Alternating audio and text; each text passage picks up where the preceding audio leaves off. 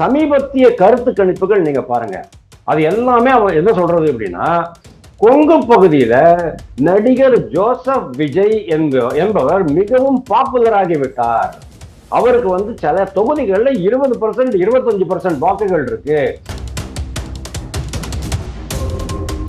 டிஎம்கேல இருந்து கம்ப்ளீட் கிறிஸ்தவ வாக்குகள் போயிட போகுது. அப்பாவும் மாதிரி ரொம்ப பட்டாம்பழைய டிஎம்கே காரங்களே இன்னைக்கு அந்த பக்கம் தாவறதுக்கான சான்சஸ் ஜாஸ்தி ஆயிட்டு இருக்கு. மகளிர் வாக்குகள் உங்களுக்கு 50-50 மகளிர் வாக்குகள் தானே. 6 கோடி வாக்காளர்கள்ல 3 கோடி வாக்காளர்கள் இப்படியும் மகளிரா தான் இருப்பாங்க. 6 மாசத்துக்கு முன்னால டிஎம்கேனுடைய கண்டிஷன் எப்படி இருந்துச்சு? எஃகு கோட்டை மாதிரி இருந்தது. அப்படியே கொள்கை உறுதியான கோட்டை, எஃகு கோட்டை, கல்லு கோட்டை, யாராலையும் ஒண்ணுமே பண்ண முடியாதுன்னு சொல்லிக்கிட்டு இருந்தாங்க. 6 மாதத்திற்கு அப்புறம் இன்னைக்கு எப்படி இருக்கு சொல்லுங்க? அண்ணாமலை என்ன சொன்னாரு இன்னைக்கு? ஒரு செங்கல்லாக உருவோன்னு சொன்னாரா இல்லையா? அதுதான் இன்னைக்கு ஆகிக்கிட்டு இருக்கு. விஜய் தலைவலியா வந்துட்டாரு, அண்ணாமலையை களத்துல இறக்க போறாங்க. அது இன்னொரு மிகப்பெரிய தலைவலியா வரப்போறது. பாஜக அதிமுக கூட்டணி உடைய மாட்டேங்குது, அது ஒரு தலைவலி. காங்கிரஸ் கட்சி என்னைக்கு வேணாலும் விஜய் கட்சி கூட போய் சேர்ந்துக்க போகுது. அவங்க போனாங்கன்னு சொன்னா விடுதலை சிறுத்தைகள் கட்சியும் போக போகுது. இந்த மாதிரி பல்வேறு தரப்புகள்ல இருந்தும் திசைகள்ல இருந்தும் அவங்களுக்கு தலைவலி ரொம்ப அதிகமா இருக்கு. டிஎம்கே வெர்சஸ் அதர்ஸும் கிடையாது, டிஎம்கே வெர்சஸ் தமிழ்நாடுன்னு ஆகி போச்சு இன்னைக்கு. அதாவது ரோட்ல போறவன், அதாவது மதம் ஜாதி சம்பந்தம் இல்லாத அப்பாற்பட்ட அனைத்து மக்களும், என்டையர் தமிழகம் ஓரணியில் அப்படின்னு சொல்லி நம்ம முதல்வர் சொன்னார் பாருங்க. தமிழகம் ஓரணியில் அப்படின்ட்டு ஒரு ப்ராஜெக்ட் ஆரம்பிச்சிருந்தாரு, பிரச்சார ப்ராஜெக்ட். அது இன்னைக்கு என்ன ஆயிட்டு இருக்குன்னா டிஎம்கே வெர்சஸ் என்டையர் தமிழகம் ஆகி போச்சு.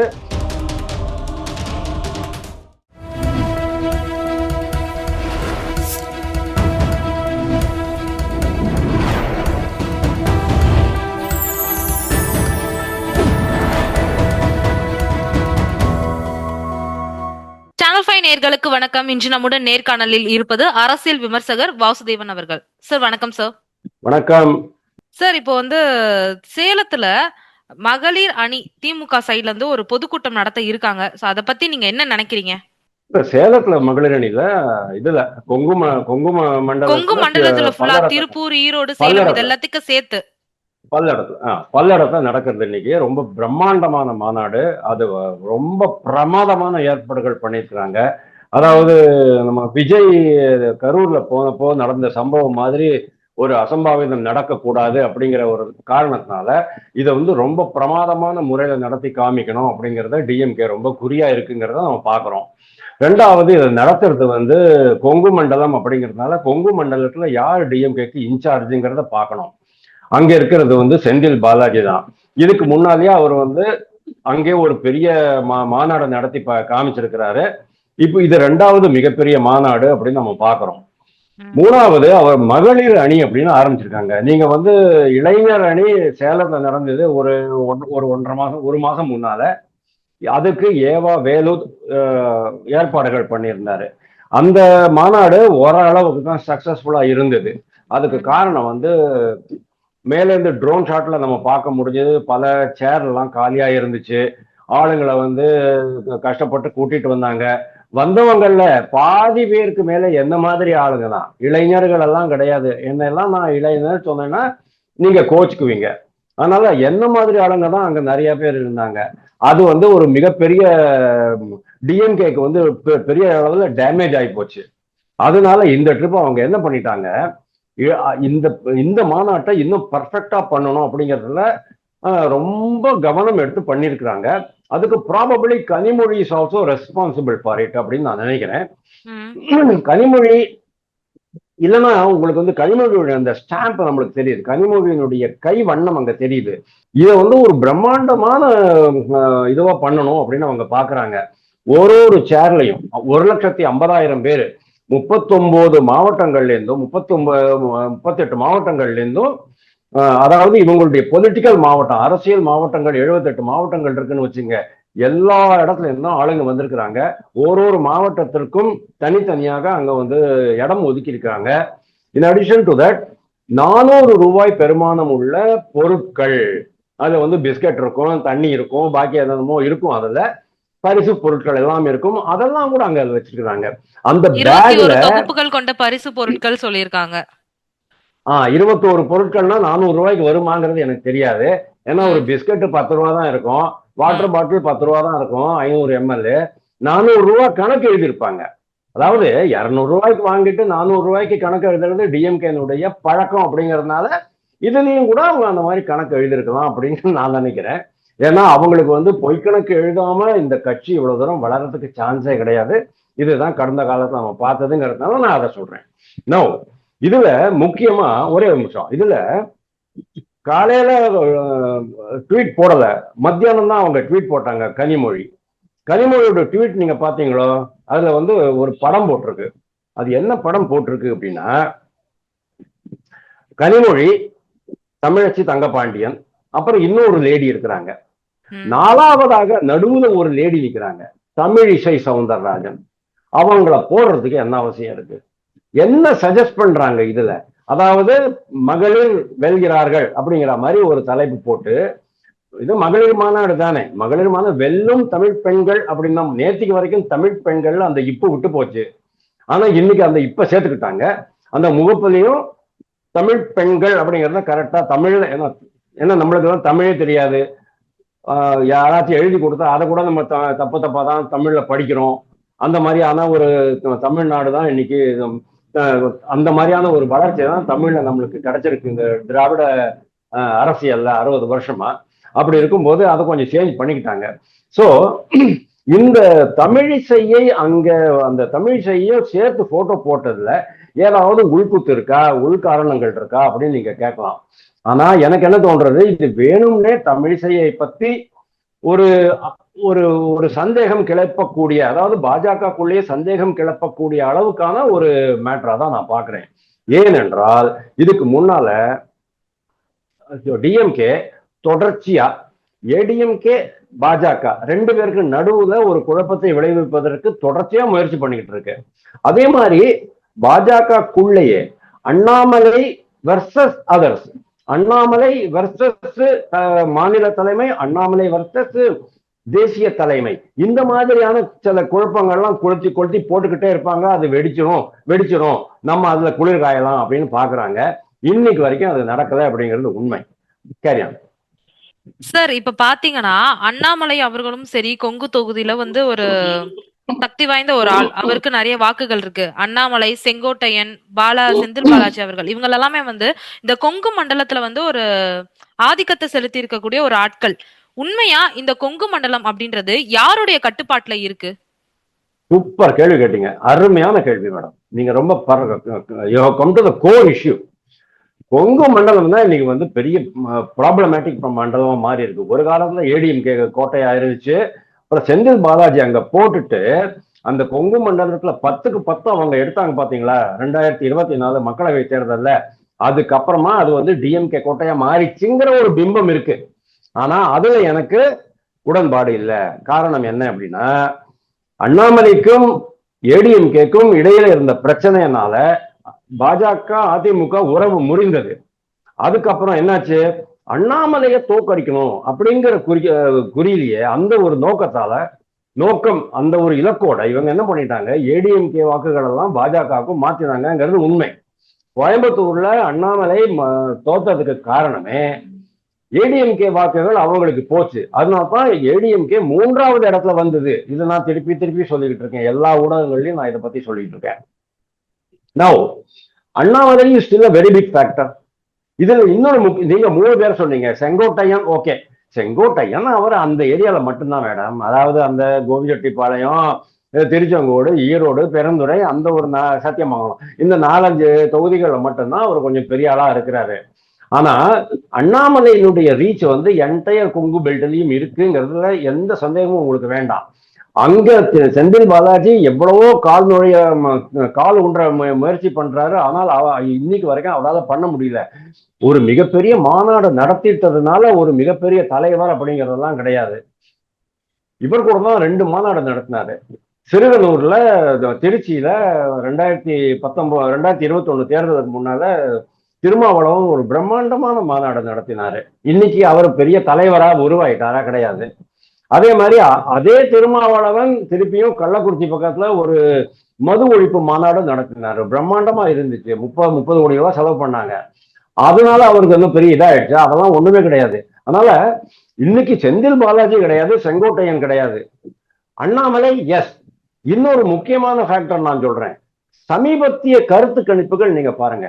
அது எல்லாமே அவன் என்ன சொல்றது அப்படின்னா, கொங்கு பகுதியில நடிகர் ஜோசப் விஜய் என்பவர் மிகவும் பாப்புலர் ஆகிவிட்டார்.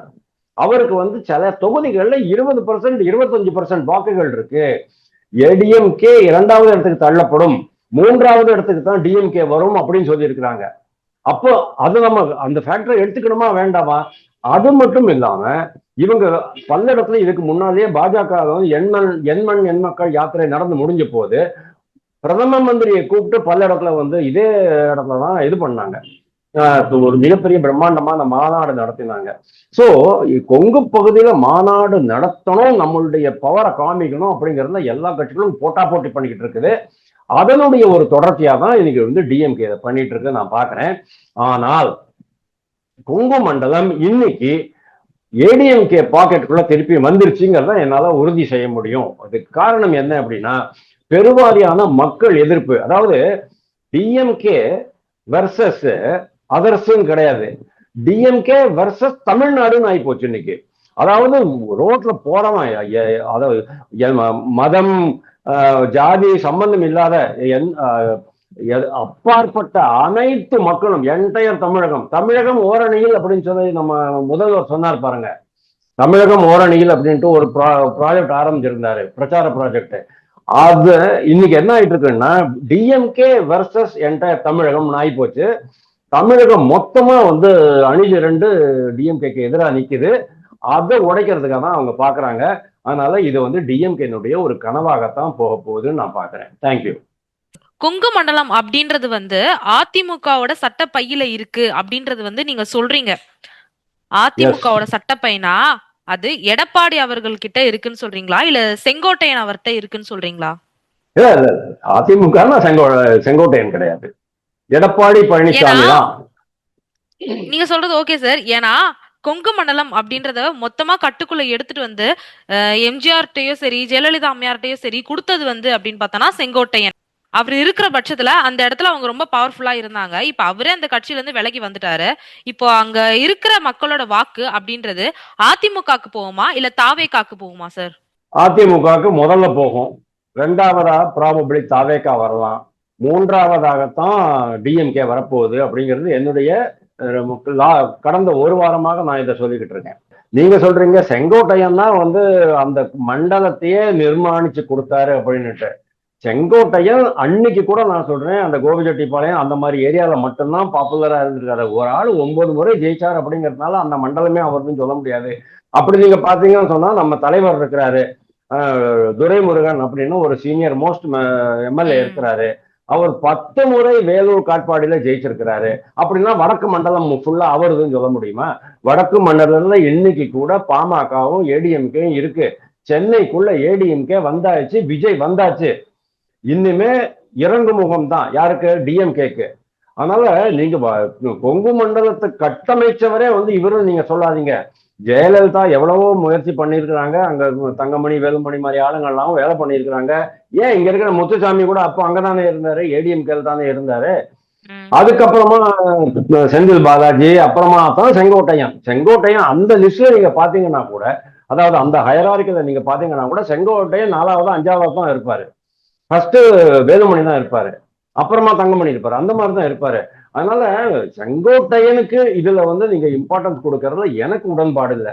செங்கோட்டையனால கொங்கு மண்டலத்தை உடைச்சு விஜய் கட்சிக்கு கொண்டு வர முடியாது அப்படிங்கிறது என்னுடைய திட்டவட்டமான நம்பிக்கை. Thank you sir. இந்த கரூர் சம்பவத்துக்கு அப்புறமேட்டு தாவேகாக்கு வாக்குகள் அப்படின்றது வந்து அதிகரிச்சிருக்கு அப்படின்ற மாதிரி ஒரு கருத்து கணிப்பு இருக்கு.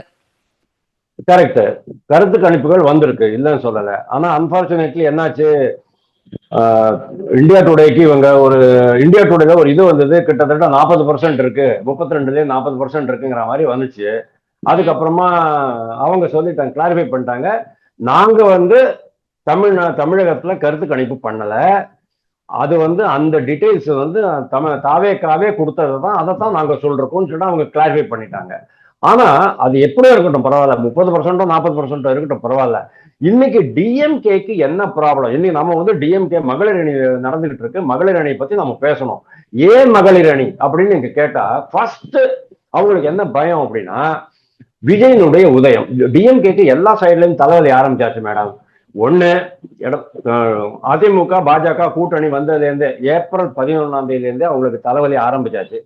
ரெண்டாவது தலைவலி என்னடா அப்படின்னா, உங்களுக்கு இந்த ஊழல் வழக்குகள் தொடர்ச்சியா வந்துகிட்டு இருக்கு. கே என் நேரு மேல ஏன் இன்னும் வழக்கு போடல அப்படின்ட்டு முந்தா நாள் கூட சவுக்கு சங்கரை ரிலீஸ் பண்ணும்போது நீதிமன்றம் கேட்டது ஞாபகம் இருக்கு.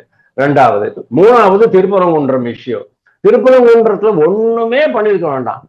நீங்க பாட்டுக்கு 4 பேரை அனுப்பிச்சிங்கன்னு சொன்னா, மாடி மேல போய் மலை மேல ஏறி தீபத்தை ஏத்தி முருகனுக்கு அரோகரான்னு சொல்லிட்டு கீழே இறங்கி வந்திருப்பாங்க, மேட்டர் முடிஞ்சு போயிருக்கும். அத பண்ணாம வீம்பு பிடிச்சுக்கிட்டு, வீம்புன்னா திமிரு பிடிச்சுக்கிட்டு இவங்க ஒரு பெரிய இஷ்யூ பண்ணிட்டாங்க. இன்னைக்கு ஆல் ஓவர் இந்தியா அது கலக்கிக்கிட்டு இருக்கு. அந்த ஒரு காரணத்தினால, ஒன் ஆஃப் த ரீசன்ஸ், அந்த காரணத்தினாலயும் இன்னைக்கு காங்கிரஸ் கட்சி டிஎம்கே விட்டு போய்கிட்டு இருக்கு. 6 மாசத்துக்கு முன்னால டிஎம்கே கண்டிஷன் எப்படி இருந்துச்சு? எஃகு கோட்டை மாதிரி இருந்தது. அப்படியே கொள்கை உறுதியான கோட்டை, எஃகு கோட்டை, கல்லு கோட்டை, யாராலையும் ஒண்ணுமே பண்ண முடியாதுன்னு சொல்லிக்கிட்டு இருந்தாங்க. 6 மாதத்திற்கு அப்புறம் இன்னைக்கு எப்படி இருக்கு சொல்லுங்க? அண்ணாமலை என்ன சொன்னாரு? இன்னைக்கு ஒரு செங்கல்லாக உருவோம் சொன்னாரா இல்லையா? அதுதான் இன்னைக்கு ஆகிக்கிட்டு இருக்கு. இன்னைக்கு டிஎம்கே கோட்டைங்கிறத, கூட்டணி கோட்டை ஆட்டம் கண்டு போயிருக்கு. என்னைக்கு இவங்க காங்கிரஸ்காரங்க பிச்சுக்கிட்டு போறாங்க அப்படிங்கிறது தெரியல. டெய்லி பேசிஸ்ல ஒன்னொன்னு கொளுத்தி போட்டிருக்கிறாரு. முதல்ல அவர் என்ன சொன்னாரு? கடன் வாங்கியிருக்கிறாங்க அப்படின்னாங்க. இன்னொரு என்ன சொல்றாரு? யூபியை விட மோசம், உத்தரப்பிரதேச மாநிலத்தை விட தமிழ்நாடு மோசமாக இருக்கிறது. ஓகே, இவன் என்ன பண்ணிட்டான்? அந்த ஃபின்காம், மேக்ஸ்வெல் ஃபின்காமா ஏதோ ஒரு பேர் மறந்துட்டேன். அவங்க என்ன பண்ணிட்டாங்க? கர்நாடகாவுக்கு அந்த இதை எடுத்துட்டு போயிட்டாங்க. கூகுள் 1,25,000 crore இன்வெஸ்ட்மெண்ட் ஆந்திர பிரதேஷ்க்கு போயிடுச்சு. இப்படி தமிழ்நாடு ஒவ்வொன்றா இழந்துகிட்டே இருக்கே தவிர, தமிழ்நாட்டுல ஓகே 10% 11% வளர்ச்சி இருந்தாலும் கூட இவங்க என்ன சொல்றாங்க? ஊரக திட்டம் உங்களுக்கு ஞாபகம் இருக்கா? அதாவது ஊரக வேலை வாய்ப்பு திட்டம் அப்படின்னுட்டு, அதுல 88 லட்சம் பேர் தமிழ்நாட்டுல வேலை பண்றாங்கன்னு சொல்லிட்டு அரசு புள்ளி விவரங்கள் கூறுகின்றன. அப்படின்னா என்ன? 88 லட்சம் பேர் இந்த ஊரக வேலை வாய்ப்பு திட்டத்தை நம்பி இருக்கிற அளவுக்கு இன்னும் ஏழ்மையா இருக்கிறாங்க அப்படிங்கிறது தான் அர்த்தம். அப்போ எந்த மாதிரியான வளர்ச்சி இங்க நடந்திருக்கு அப்படிங்கிறது நீங்க பாக்குறீங்க. சோ இன்னைக்கு டிஎம்கேக்கு விஜய் இன்னொரு மிகப்பெரிய தலைவலியா வந்துட்டாரு. விஜய் தலைவலியா வந்துட்டாரு. அண்ணாமலையை களத்துல இறக்க போறாங்க. அது இன்னொரு மிகப்பெரிய தலைவலியா வரப்போறது. பாஜக அதிமுக கூட்டணி உடைய மாட்டேங்குது, அது ஒரு தலைவலி. காங்கிரஸ் கட்சி என்னைக்கு வேணாலும் விஜய் கட்சி கூட போய் சேர்ந்துக்க போகுது. அவங்க போனாங்கன்னு சொன்னா விடுதலை சிறுத்தைகள் கட்சியும் போகுது. இந்த மாதிரி பல்வேறு தரப்புகள்ல இருந்தும் திசைகள்ல இருந்தும் அவங்களுக்கு தலைவலி ரொம்ப அதிகமா இருக்கு. விஜய் முக்கியமா யாருடைய வாக்கு வங்கியை டேமேஜ் பண்றார் அப்படின்னு நீங்க பாத்தீங்கன்னா, ஃபர்ஸ்ட் அண்ட் ஃபார்மோஸ்ட் டிஎம்கே தான். அவர் 41 பேர் இறந்து போன பிறகு 4 நாள் வரல, 5ஆவது நாள் ஒரு அழுது வெடிஞ்சுக்கிட்டு ஒரு இது போடுறாரு, வீடியோ போடுறாரு. 1 மாசத்துல அந்த குடும்பத்தினர் எல்லாம் கூட்டிட்டு மகாபலிபுரத்துல ஒரு ட்ரீட் கொடுத்து இரங்கல் செய்து அவங்களுக்கு வேண்டிய உதவி எல்லாம் பண்றாரு. அதுக்கப்புறமா அவர் இதுல மீட்டிங் போடுறாரு. எங்க? ஈரோடுல. ஈரோடு மீட்டிங்ல நீங்க பார்த்திருப்பீங்க, ஃபர்ஸ்ட் டைம் விஜயனுடைய முகத்துல ஒரு மகிழ்ச்சி நம்ம பார்க்க முடியும். அந்த ட்ரிப் தான் ஒரு முகம் மலர்ந்து எல்லாருக்கூடையும் கை காமிச்சு பிளைங் கிஸ் கொடுத்து கையை ஆட்டி, அதுக்கப்புறமா எல்லாரும் அமைதியா இருங்கன்னு சொல்லி ரொம்ப அந்த கூட்டத்தை பார்த்து அவர் ரொம்ப சாட்டிஸ்பாக்டரியா இருந்தாரு, ரொம்ப சாட்டிஸ்ஃபைடா இருந்தாரு. அப்போ அதுதான் இவங்களுக்கு டிஎம்கேக்கு ரொம்ப பயமா போயிடுச்சு. ப்ராப்ளம் என்னன்னு கேட்டா, அவர் பிரிக்க போகக்கூடிய வாக்குகள் டிஎம்கே தான். டிஎம்கேல இருந்து கம்ப்ளீட் கிறிஸ்தவ வாக்குகள் போயிட போகுது. அப்பாவும் மாதிரி ரொம்ப பட்டாம்பழைய டிஎம்கே காரங்களே இன்னைக்கு அந்த பக்கம் தாவறதுக்கான சான்சஸ் ஜாஸ்தி ஆயிட்டு இருக்கு. ஓகே, ஒண்ணு. விடுதலை சிறுத்தைகள் கட்சியில 50% ஏற்கனவே கரைஞ்சு போச்சு. இந்த விஷயம் தெரியுது, விடுதலை சிறுத்தைகள்காரர்களுக்கு மட்டும்தான் தெரியும், கட்சிக்காரர்களுக்கு. பொதுமக்களுக்கு தெரிய வாய்ப்பு இல்லை. எங்களை மாதிரி சில விமர்சகர்களுக்கு இது ரொம்ப நல்லாவே தெரியும். 50% கரைஞ்சு போச்சு. நாம் தமிழர் 50% கரைஞ்சு விஜய் பக்கம் போயிட்டு இருக்கு. மகளிர் வாக்குகள் உங்களுக்கு 50-50 மகளிர் வாக்குகள் தானே. 6 கோடி வாக்காளர்கள்ல 3 கோடி வாக்காளர்கள் இப்படியும் மகளிரா தான் இருப்பாங்க. அப்போ மகளிர் வாக்குகள் டிஎம்கேக்கு போய்கிட்டு இருந்தது. இப்போ அதெல்லாம் இவங்க போகுது. ஏன்னா இவங்க வந்து 1000 ரூபாய் கொடுக்குறேன் கலைஞர்ல உதவித்தொகை, மகளிர் உதவித்தொகை அப்படின்னாங்க. முதல்ல என்ன சொன்னாங்க, எல்லாருக்கும் கொடுப்போம் அப்படின்னாங்க. அதுக்கப்புறமா தகுதி அப்படிங்கிற ஒரு அடிப்படை போட்டாங்க, ஒரு ஒரு ஸ்கேல் போட்டாங்க. அதுல நிறைய பேர் கொடுக்கல. இப்போ வந்து எல்லாருக்குமே கொடுத்துடலாம் அப்படிங்கிற மாதிரி இந்த லாஸ்ட் 2 monthsல எல்லாருக்குமே அள்ளி கொடுத்துடலாம், எப்படியாச்சும் வின் பண்ணா போறண்டா சாமி அப்படிங்கிற அளவுக்கு அவங்க டிஎம்கே காரங்க வந்துட்டாங்க. டிஎம்கேக்கு எக்கச்சக்கமா தலைவலி. மகளிராவது நம்ம வந்து தக்க வச்சுக்கலாம், இளைஞர்களை தக்க வச்சுக்க முடியல. நீங்க தான் பாத்தீங்கல்ல இளைஞர் மாநாடு எப்படி நடந்தது சேலத்துல, என்ன மாதிரி ஆளுங்கள்லாம் போய் உட்கார்ந்துட்டு இருந்தாங்க. அதனாலதான் இன்னைக்கு 400 ரூபாய் பரிசு, 21 பரிசு பொருட்கள் வச்சு அவங்கள வந்து கூப்பிட்டு இருக்கிறாங்க. ஆனா ஒன் திங், அவங்களுக்கு வந்து அடையாள அட்டை கொடுக்கப்பட்டிருக்கு. ஜஸ்ட் லைக் தட் உங்களை மாதிரி சின்ன பொண்கள் சுவர் ஏறி குதிச்சு அங்க போயிட்டு அந்த பாக்கெட் எல்லாம் எடுத்துட்டு ஓட முடியாது. அதுக்கு ஒரு கட்டுப்பாடு வச்சுட்டு இருக்காங்கன்னு நான் நினைக்கிறேன். ஆனா நீங்க பாருங்க, 400 ரூபாய் 1.5 லட்சம் பேர் அப்படின்னு சொன்னா அதுவே கிட்டத்தட்ட 6 கோடி ரூபாய் ஆயிடுது. 6 கோடி ரூபாய் எக்ஸாக்ட்லி. அதுக்கப்புறமா இவங்க எப்படி கூட்டம் சேர்க்கிறாங்க அப்படிங்கறத நான் சொல்றேன். டிஎம்கேனுடைய இதுல எப்படி இவ்வளவு பெரிய கூட்டம் சேருது அப்படின்னா, மக்கள் என்ன அப்படியே ரொம்ப அன்பு ஆசையா வராங்களா? அந்த காலத்துல நாங்கெல்லாம் வந்து, நானே எம்ஜிஆர் வந்தாலோ, சிவாஜி கணேசன் வந்தாலோ, கருணாநிதி வந்தாலோ அவங்க பேச்ச கேட்கறதுக்கே போவோம். நாங்க 5 கிலோமீட்டர் நடந்தே போய் கேட்டுட்டு வருவோம். ராத்திரி எல்லாம் உட்காந்துருப்போம் அவங்க வர வரைக்கும். இன்னைக்கு அந்த மாதிரியான பேச்சாளர்கள் கிடையாது. அப்போ இவங்க பேச்ச கேட்கறதுக்காக இவங்க யாரும் வரல. இவங்க ஜஸ்ட் வர்றாங்க, அப்படி கொஞ்ச நேரம் டைம் பாஸ் பண்ணணும் அப்படிங்கிறதுனால வராங்க, அவ்வளவுதானே தவிர ஒரு டால் லீடர் அப்படிங்கிற மாதிரி எல்லாம் ஒண்ணுமே கிடையாது. அப்போ இவங்க கூட்டத்துல எப்படி இவ்வளவு பேர் வராங்க அப்படின்னா, இன்னைக்கு ஊரக வேலை வாய்ப்பு திட்டத்துல நான் என்ன சொன்னேன், 88 லட்சம் பேர் வேலை பண்றாங்க. அதுல எல்லாருமே மோர் தென் 75% டிஎம்கே கான்ட்ராக்டர்ஸ். அந்த டிஎம்கே கான்ட்ராக்டர்ஸ் கிட்ட சொல்லிடுறாங்க, நீங்க அவங்க எல்லாம் கூட்டிட்டு வந்துருங்கடா அப்படின்ட்டு. அவங்களுக்கு ஒரு ஐடி போட்டு அவங்கள கூட்டிட்டு வந்துடுறாங்க. இப்போ ரீசென்ட்லி அண்ணாமலை கூட சொன்னாரு, நீ வா, தலைவர் வராது டிஎம்கே மீட்டிங்ல, நீ வந்து உட்காரு, இல்லைன்னா நாளைக்கு உனக்கு ஊரக வேலை வாய்ப்பு திட்டத்துல வேலை கொடுக்க மாட்டோம் அப்படிங்கிற மாதிரியான மிரட்டல். இந்த மிரட்டல் பண்ணித்தான் அவங்க வந்து எல்லாரையும் கூட்டிட்டு வராங்க. அதனாலதான் இது நடக்குது. இது வந்து தானாகவே வந்த கூட்டம் அல்ல. ஏன்னா மகளிர் எல்லாம் மோஸ்ட்லி இந்த கல்லுகள் எல்லாம் குடிக்க வரமாட்டாங்க. அட்லீஸ்ட் ஜென்ஸ் ஆவது கல் குடிக்கிறதுக்காக வந்துருவாங்க. ஏதாவது பாட்டில்கள் கொடுப்பாங்க, ஒரு குவார்டர் பாட்டில், ஹாஃப் பாட்டில் கிடைக்கும் அப்படின்ட்டு. பெண்கள் காசு கொடுத்தா கண்டிப்பா அங்க வந்து உட்காந்துட்டு இருக்கிறதெல்லாம் பார்த்துட்டு கிளம்பி போவாங்க. அதனால இது வந்து இயற்கையாகவே சேர்ந்த கும்பல் அல்ல, சேர்க்கப்பட்ட கும்பல். அதனாலதான் சொல்றேன், இது எல்லாமே உங்களுக்கு வாக்குகளாக மாறாது. இவங்க எல்லாமே வாக்காளர்கள் நம்ம நினைச்சுக்க வேண்டாம். சோ மகளிர் வாக்குகள் அந்த பக்கம் போகக்கூடாதுங்கிறதுனால ஒரு பெரிய மகளிருடைய மாநாடு நடத்தி விஜய்க்கு ஒரு டஃப் கொடுக்கணும் அப்படின்ட்டு இந்த டிஎம்கே நினைக்குது. ஆனா இந்த முறையும் லாஸ்ட் டைம் இளைஞர் அணி மாநாடு மிகப்பெரிய தோல்வி. இந்த முறையும் இந்த மாநாடு மிகப்பெரிய தோல்வியாகும். தோல்வினா எப்படி எப்படின்னா, கூட்டத்துல கிடையாது, ஆனா அதனுடைய கான்சிக்வன்சஸ், அதனுடைய பின் விளைவுகள் என்ன, அது வாக்குகளாக மாறுமா, இவர்கள் எல்லாம் வாக்கு சேகரிப்பார்களா வீடு வீடா போய், அப்படிங்கிற போது இது வந்து ஒரு மிகப்பெரிய தோல்வியா அடையும் முடியும் அப்படிங்கிற மாதிரி நான் நினைக்கிறேன். Thank you sir. இந்த 2026 சட்டமன்ற தேர்தல் அப்படின்றது வந்து தாவேகா வருகையினால நாதாகா, திமுக அப்படின்ற நிறைய கட்சிக்கு இந்த வாக்கு வங்கி அப்படின்றது சரியும்னு சொல்லிட்டு நீங்க நினைக்கிறீங்களா? கண்டிப்பா.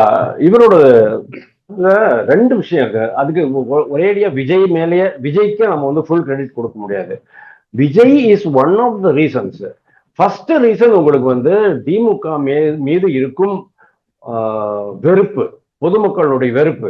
அவங்க வந்து எல்லா ஃபீல்டுலயும் அவங்க வந்து தோல்வி அடைஞ்சிட்டாங்க.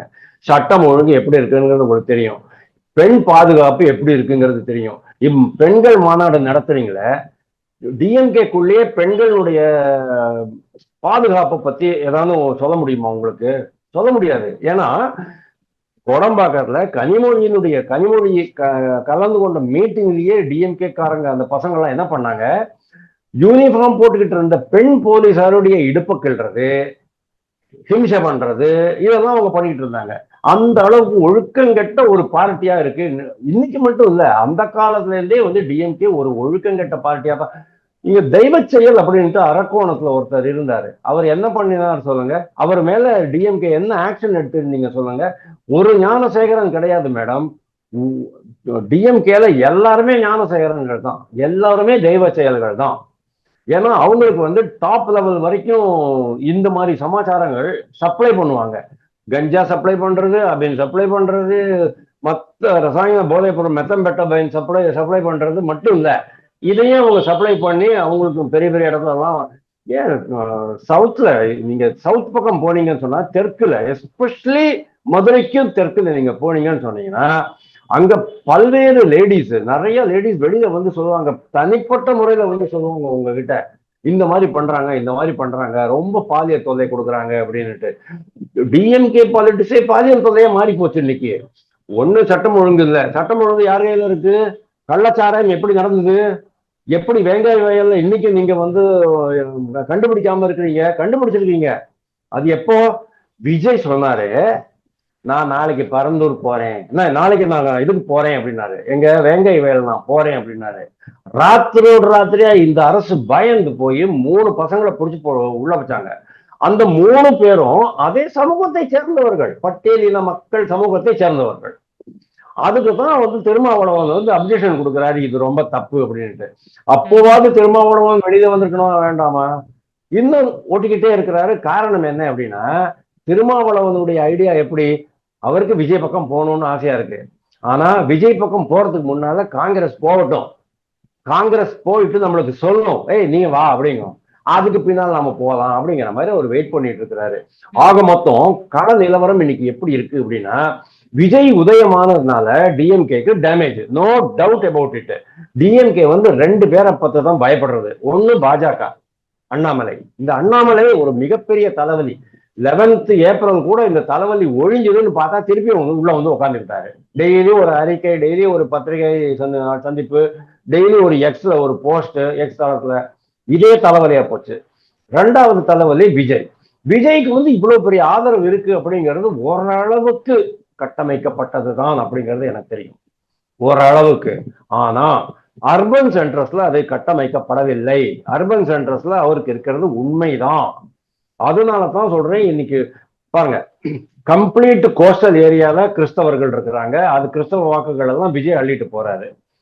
கொங்கு மண்டலத்துல சென்ட்ரல் ஏரியாஸ்ல நம்ம திருப்பூர், சேலம், கோயம்புத்தூர், அந்த மாதிரி பெரிய பொள்ளாச்சி பெரிய ஊர்கள்ல எல்லாம் அவருக்கு ஒரு செல்வாக்கு இருக்கு. மெட்ராஸ்குள்ள செல்வாக்கு இருக்கு. இப்போ மெட்ராஸும் டிஎம்கே கோட்டையில இருந்து வெளில போயிடுச்சு. கொங்கு மண்டலத்துல பாதிக்கு மேல டிஎம்கே கண்ட்ரோல்ல போயிடுச்சு, கண்ட்ரோல்ல இருந்து வெளில போயிடுச்சு, அவுட் ஆஃப் கண்ட்ரோல். முதல்வர் சொன்னாரு, Tamil Nadu out of control for centre அப்படின்னாரு. தமிழ்நாடே உங்களுடைய கண்ட்ரோல்ல இல்ல சுவாமி, கோஸ்டல் பெல்ட் எல்லாம் போயிடுச்சு. இப்ப தமிழ்நாட்டுக்குள்ள டிஎம்கேக்கு இருக்க, தமிழ்நாட்டுக்குள்ள இருக்கிற ஒரே ஒரு செல்வாக்கான இடம் அந்த டெல்டா ஏரியா தான். அந்த டெல்டா ஏரியாவையும் இப்போ டிஎம்கேயும் ஏடிஎம்கேயும் பாஜகவும் கான்சென்ட்ரேட் பண்ண போறாங்க. அடுத்த இது அங்கதான் நடக்க போகுது அப்படின்னு நான் நினைக்கிறேன், அதாவது டெல்டாக்குள்ள. சோ டெல்டாவையும் மன்னிக்கவும் இந்த திமுக. அப்போ இளைஞர்கள் வாக்குகள், பெண்கள் வாக்குகள், முதல் முறை வாக்காளர்கள், அது 18 வயசு வந்த முதல் முறை வாக்காளர்கள். இதை தவிர டிஎம்கேக்கு என்ன பெரிய லாஸ்ங்கிறத சொல்றேன், அரசு ஊழியர்கள் குடும்பங்களுடைய வாக்குகள் என்னமா கொதிச்சு போயிருக்கிறாங்க அப்படின்னா, அரசு ஊழியர்கள் 9 லட்சம் தான், 9,25,000 பேர் தான், 13 லட்சம் கணக்கு. ஆனா 9 லட்சம் தான் இருக்கிறாங்க இப்போ. அது பிளஸ் இந்த பார்ட் டைம், அதாவது பணி நிரந்தரம் செய்யப்படாத ஆசிரியர்கள், செவிலியர்கள், இவங்கெல்லாம். கூடவே துப்புரவு பணியாளர்கள், அதையும் ஞாபகம் வச்சுக்கோங்க. நேற்றுக்கு துப்புரவு பணியாளர்களை எப்படி குண்டு கட்டா தூக்கி போட்டு போனாங்க, ரவிக்கையை கிழிச்சாங்க, ஞாபகம் இருக்கு அவங்களுக்கு? ஜெயலலிதாவையே 1989 மார்ச் 12ஆம் தேதி ஜெயலலிதாவையே வந்து புடவைய உருவி ரவிக்கை கிழிக்கிற அளவுக்கு போன பார்ட்டி தான் இது. அப்போ செவிலியர்களாகட்டும், அல்ல பெண் ஆசிரியர்களாகட்டும், துப்புரவு தொழிலாளிகள் ஆகட்டும், அவங்களுக்கு அதை பத்தி கவலையே கிடையாது. நேற்றுக்கு எவ்வளவு பண்றாங்க பாருங்க. சோ இவங்களுடைய வாக்குகள், இவங்களுடைய குடும்ப வாக்குகள் எல்லாம் சேர்த்து கிட்டத்தட்ட 27 லட்சம் இருக்கு. 27 30 லட்சம் இருக்கு. அவ்வளவுல ஒரு பெரும் பகுதி டிஎம்கேக்கு போகாது. அப்போ நீங்க சொல்லுங்க, கள நிலவரம் டிஎம்கேக்கு எதிரா இருக்காது. அதுக்குதான் நான் சொன்னேன், டுடே டிஎம்கே வர்சஸ் தமிழ்நாடு அப்படின்னு ஆயிப்போச்சு. சார், அரசியல் வட்டாரங்களை பத்தி தெளிவான தகவல்களை எங்க கூட பகிர்ந்துக்கிட்டதுக்கு ரொம்ப நன்றி சார். தேங்க்யூ. தேங்க்யூ.